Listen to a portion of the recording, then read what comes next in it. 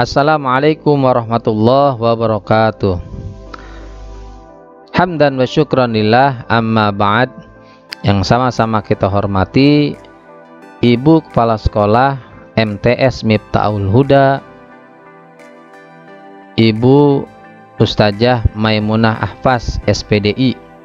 Yang sama-sama kita hormati juga para wakil, para ibu bapak Dewan Guru, kemudian para staf TU dan semuanya yang tidak disebutkan satu persatu namanya, namun insya Allah tidak mengurangi rasa hormat takjim saya kepada beliau-beliau semuanya. Kita doakan yuk sama-sama, mudah-mudahan guru-guru kita dalam kesehatan yang sempurna, dalam perlindungan Allah Subhanahu wa Ta'ala, dalam keberkahannya, sehingga nanti dalam perjalanannya bisa membersamai kita dalam mencerdaskan putra-putri bangsa. Yang sama-sama saya hormati juga, saya banggakan anak-anakku yang soleh dan soleha, peserta MPLS tahun pelajaran 2021-2022, yang mudah-mudahan semuanya sehat walafiat, tetap semangat ya, insya Allah jadi anak-anak yang manfaat, sukses dunia akhirat, amin ya Allah ya Robbal alamin.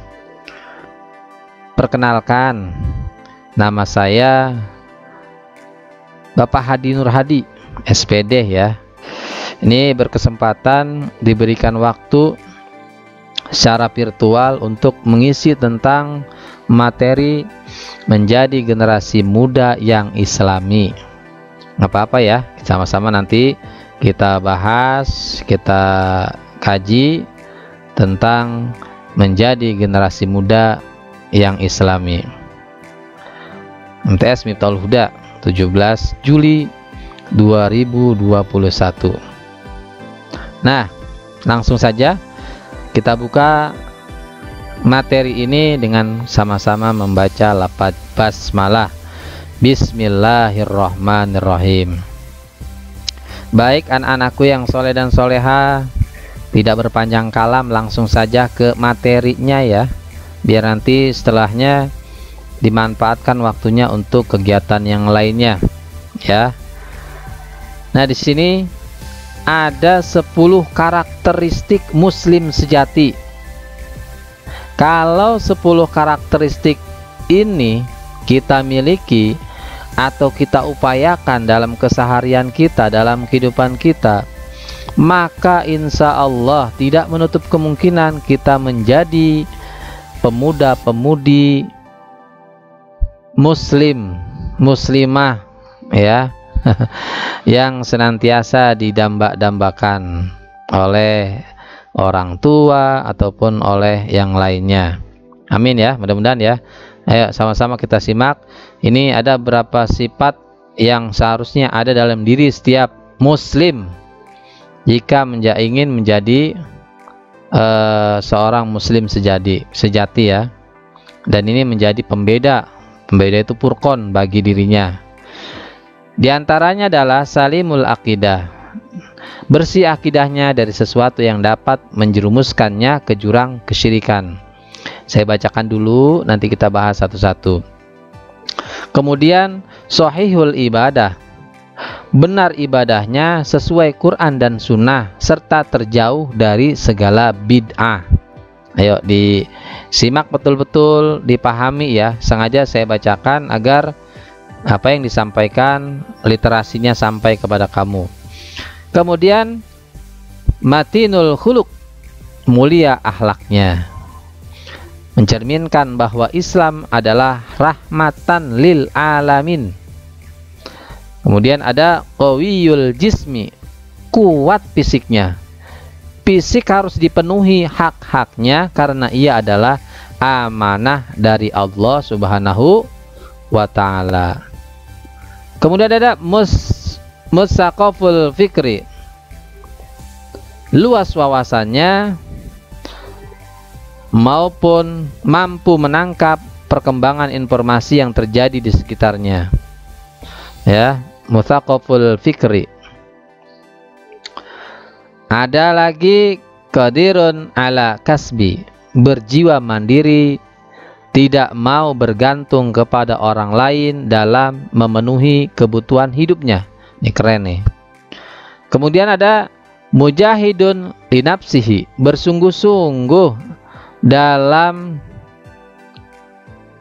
jiwanya sehingga dapat maksimalkan setiap kesempatan yang berdampak baik pada dirinya. Kemudian harithun ala waktihi, efisien dalam memanfaatkan waktunya dan pantang menyia-nyiakannya, karena hal ini akan dipertanggungjawabkan di hadapan Allah kelak. Ada lagi munazamun fi su'unihi, tertata dalam urusannya, teratur dalam menjalani hidupnya, termasuk yang menjadi tanggung jawab dan amanahnya. Yang terakhir, 10 karakteristik seorang muslim sejati sehingga kita menjadi pemuda-pemudi muslim-muslimah yang dapat diandalkan, yaitu nafi'un li ghairihi, bermanfaat bagi orang lain, keberadaannya menjadi sebuah kebahagiaan bagi orang lain, dan ketiadaannya akan menjadi kerinduan bagi orang lain. Subhanallah. Ini yang terakhir nih luar biasa nih. Amat sulit sekali ini ya, tapi proses ya. Coba kita ke arah sana sehingga 10 karakter ini ada pada diri kita semuanya. Yuk sama-sama kita bahas satu-satu. Yang pertama, salimul akidah, bersih akidahnya. Nah, akidah yang bersih atau salimul akidah merupakan salah satu karakter menjadi muslim sejati yang harus ada pada setiap muslim. Dengan akidah yang bersih, maka seorang muslim tersebut memiliki ikatan yang kuat kepada Allah Subhanahu wa taala dan juga tidak akan pernah menyimpang dari apa yang telah Allah tentukan. Sebagaimana firman Allah Subhanahu wa taala nih, sesungguhnya solatku, ibadahku, hidup dan matiku semua bagi Allah Tuhan semesta alam. Sering kita baca dalam solat ya, inna solati wa nusuki wa mahyaya wa mamati lillahi rabbil alamin. Itu 5 waktu kita baca. Ini sangat luar biasa, apalagi di masa pandemi sekarang ini menjadi sebuah keharusan bahwa harus bersih akhlaknya, akidahnya. Bahkan dalam sebuah kajian yang lain ya, orang-orang terdahulu para tabi'in ya, tabi'in, bahkan sahabat Nabi atau Nabi pun sendiri senantiasa menekankan akidah ya, akhlak, menekankan adab terlebih dahulu daripada keilmuan. Ini betapa pentingnya adab ya sebelum ilmu. Nah, karena pada dasarnya memiliki akidah yang bersih itu sangat penting. Tolong jadi catatan ya, bahwa salimul akidah ini sangat penting bagi kita semuanya. Kemudian yang kedua, ada sahihul ibadah, benar ibadahnya. Bukan ibadah karena takut oleh orang tuanya, takut nggak dikasih hadiah, atau mungkin takut karena omelan, atau mungkin di sekolah takut dengan gurunya. Nah, jangan ya. Maka harus sahihul ibadah. Terus berkesinambungan. Ada yang kurang kita pelajari lagi. Ada yang salah, terus kita tanya lagi kepada guru kita, kepada orang tua kita, menjadi pembenaran sehingga dapat kita laksanakan di ibadah selanjutnya. Nah, ibadahnya yang benar ini merupakan salah satu perintah Rasulullah ternyata yang penting. Dan ibadah yang sebagai tolak ukur amal yang pertama atau salah satu ibadah yang utama dinilai adalah sholatnya. Awwalu ma yuhasibu bihi yaumal qiyamah as-shalah. Jadi yang pertama kali nanti dihisab di hari kiamat itu adalah sholatnya. Kalau sholatnya bolong-bolong, belentang-belentong kata orang Betawi ya, ntar sholat, ntar enggak, zuhur sholat, asar kagak, maghrib apalagi, Isya ketiduran, subuh lewat. Ya, ini adalah orang-orang yang nantinya akan diperhitungkan kelak.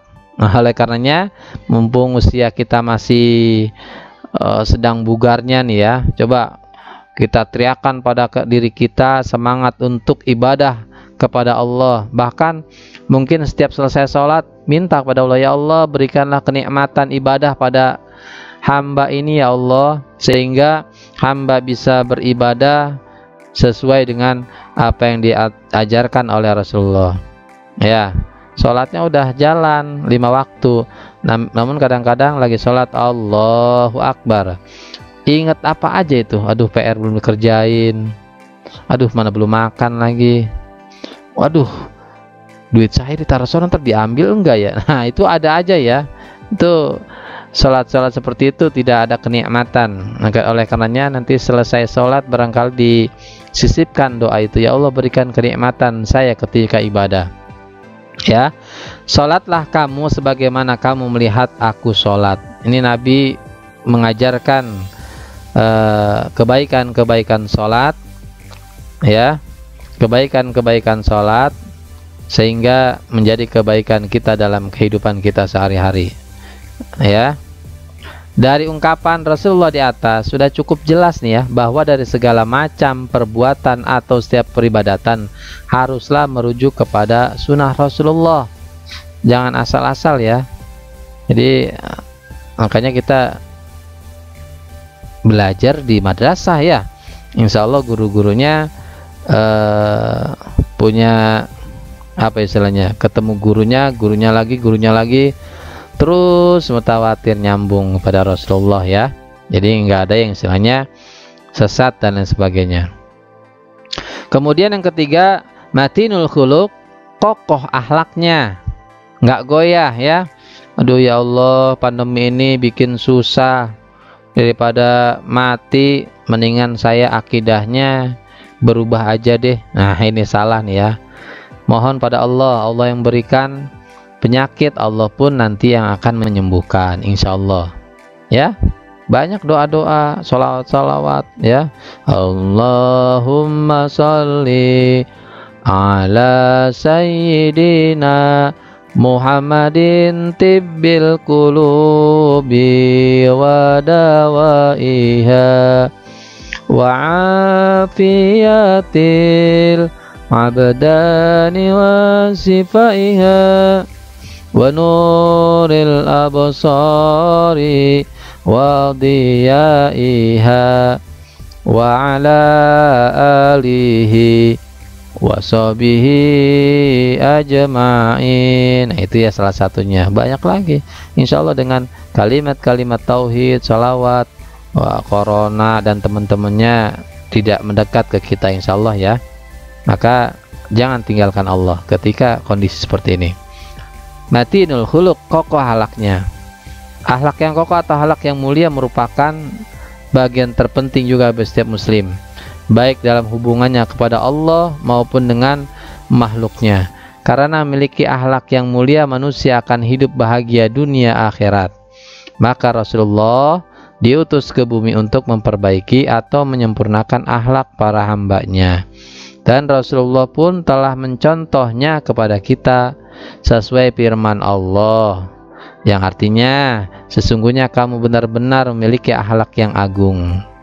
Quran surah 68 ayat 4 ya. Ini menjadi rujukan. Kemudian ada qawiyul jismi, kuat jasmaninya.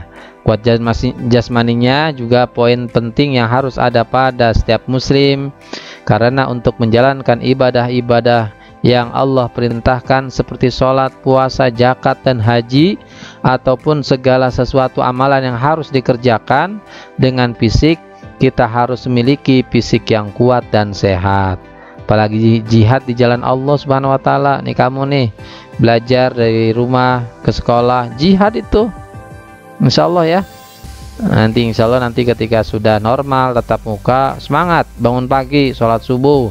Habis sholat subuh siap-siap bantu ibu, kemudian siapkan untuk keperluan sekolah, jalan deh pagi-pagi, jangan nunggu siang. Insya Allah ini menjadi pendorong qawiyul jismi, ya. Oleh karena itu kesehatan jasmania harus sangat diperhatikan bagi setiap seorang muslim. Maka Rasulullah SAW bersabda, mukmin yang kuat lebih aku cintai daripada mukmin yang lemah, lembek. Ya, ini ya, harus kuat semuanya. Dikit-dikit sakit, ninggalin sholat, dikit-dikit sakit, ninggalin kewajiban. Itu belajar kewajiban kamu, ya. Makanya harus menjaga diri agar tubuh kita kuat, jasmani kita kuat. Kemudian yang kelima, musaqaful fikri, intelek dalam berpikir. Wah, ini nih keren nih ya. Intelek dalam berpikir atau memiliki wawasan yang luas adalah salah satu sisi pribadi muslim yang penting. Karena salah satu sifat yang dimiliki Rasulullah adalah fatona.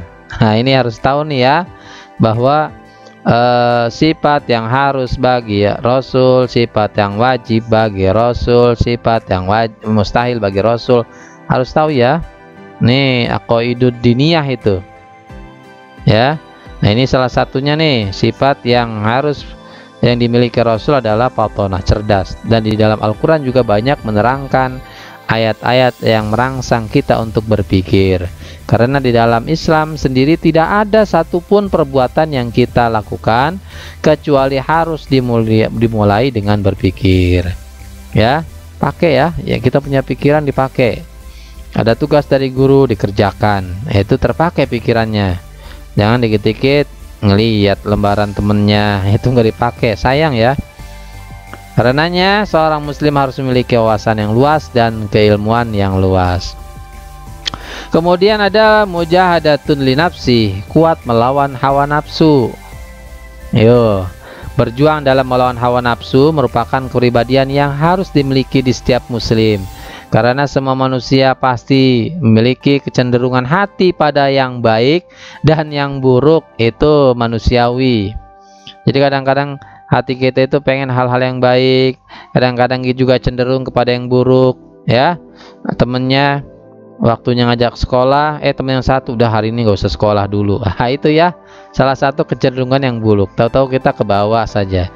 Oleh karena itu bahwa nafsu yang ada pada setiap diri manusia harus diupayakan untuk tunduk pada ajaran Islam. Rasulullah SAW bersabda, tidak beriman seorang dari kamu sehingga ia menjadikan hawa nafsunya mengikuti apa yang aku bawa, ajaran Islam. Jadi jangan kita terbawa hawa nafsu, ya. Nah, kemudian harisun ala waktihi, sungguh-sungguh ya menjaga waktunya. Ini al waktu kasaib, waktu itu bagaikan pedang ya.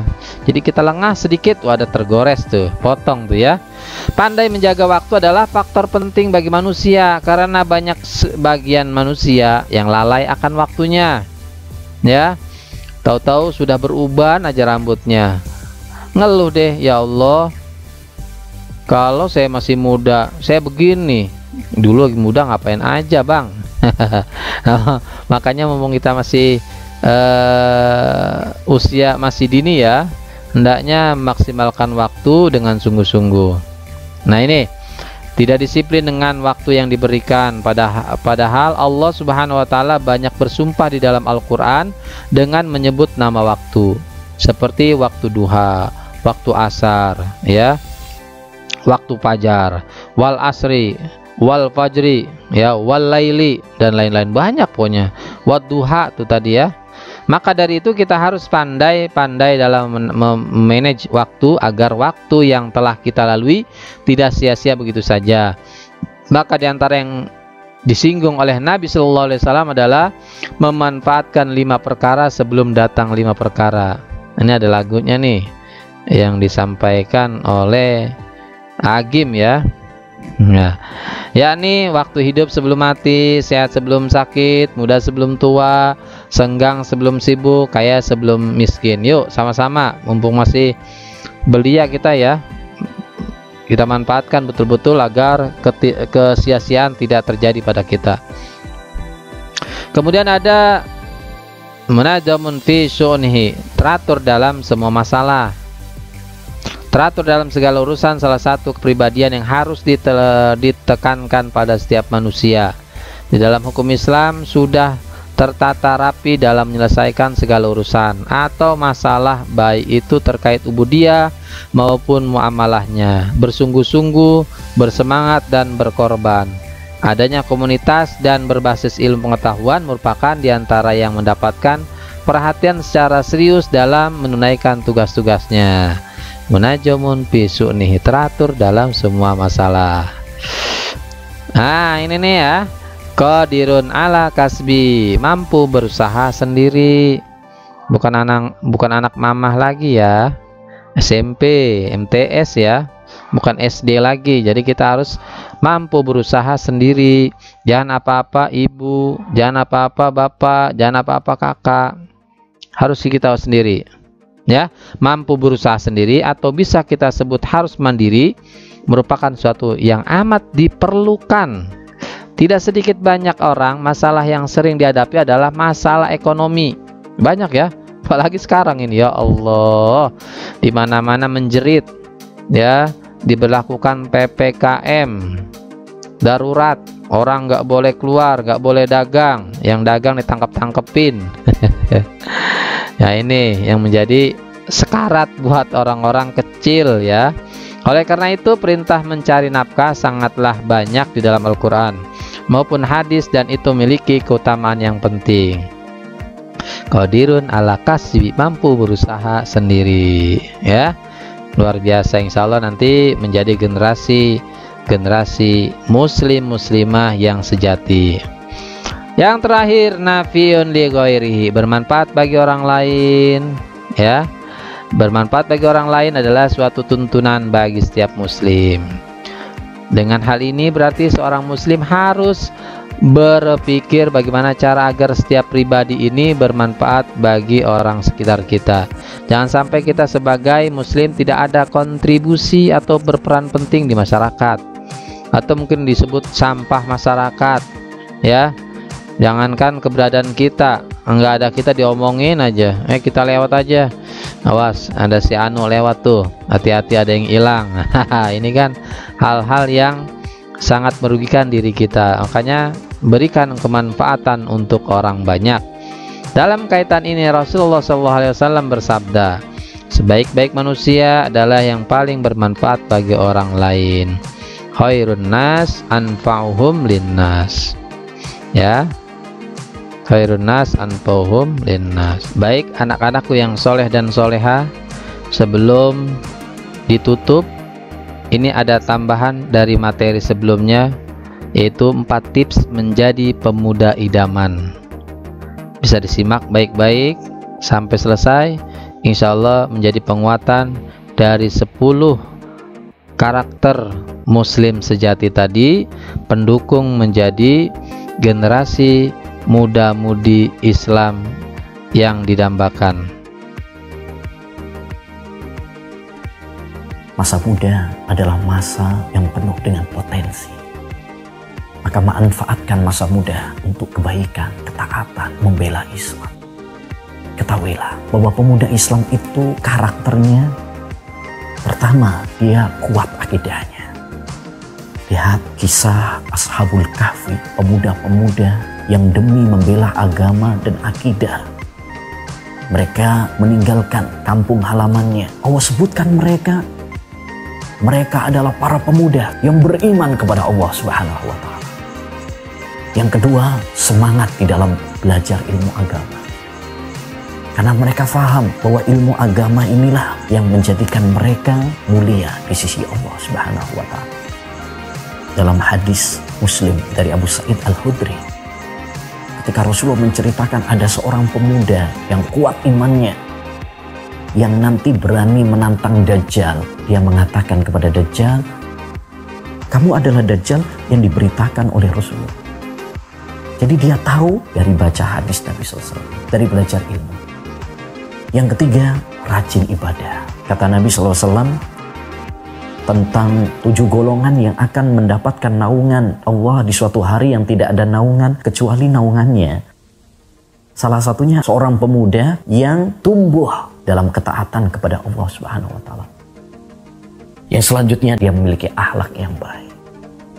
Akhlaknya kepada tetangga, orang tua, saudaranya, sahabatnya, dia baik akhlaknya. Ya, ini adalah penguatan buat kita semuanya. Kurang lebihnya mohon maaf.